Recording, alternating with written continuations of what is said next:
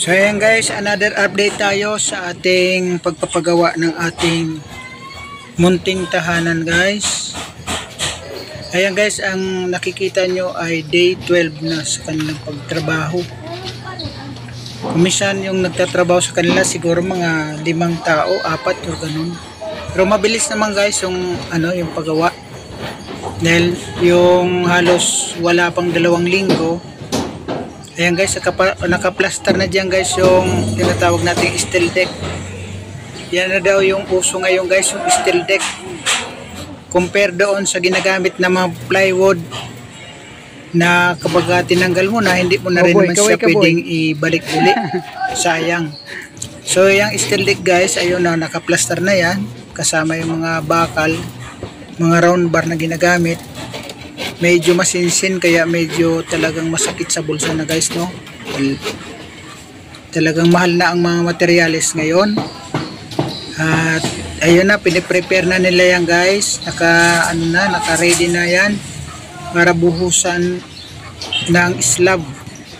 Ayan. Yung maganda dyan, advantage ng steel deck guys, dahil malinis siya tingnan. Tapos pwede mo na lang siyang pinturahan. Ayan guys, kalahati lang yung aming paggawa dahil hindi kaya ng budget, pero pagka medyo nakakuha tayo ng budget, pwedeng maipatuloy yung kalahati.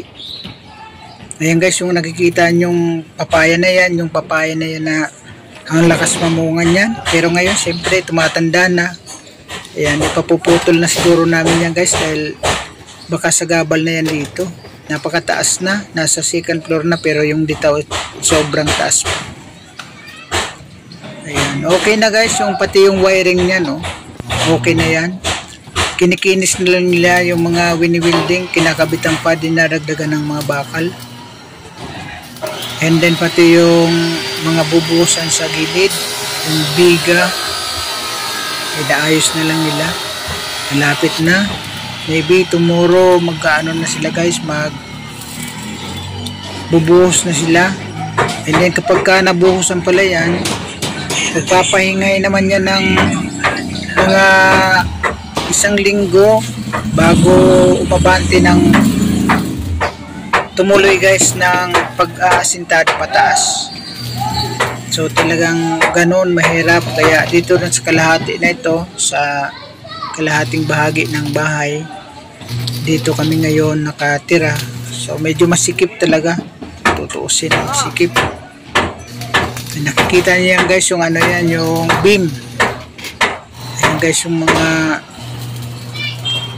pagka-plaster na ng bakal, masinsin, mas matibay talaga, masinsin. Tsaka medyo dapat malalaking bakal yung kinakabit natin na round bar na yan. Medyo malalaki talaga para hindi basta-basta bumagsak.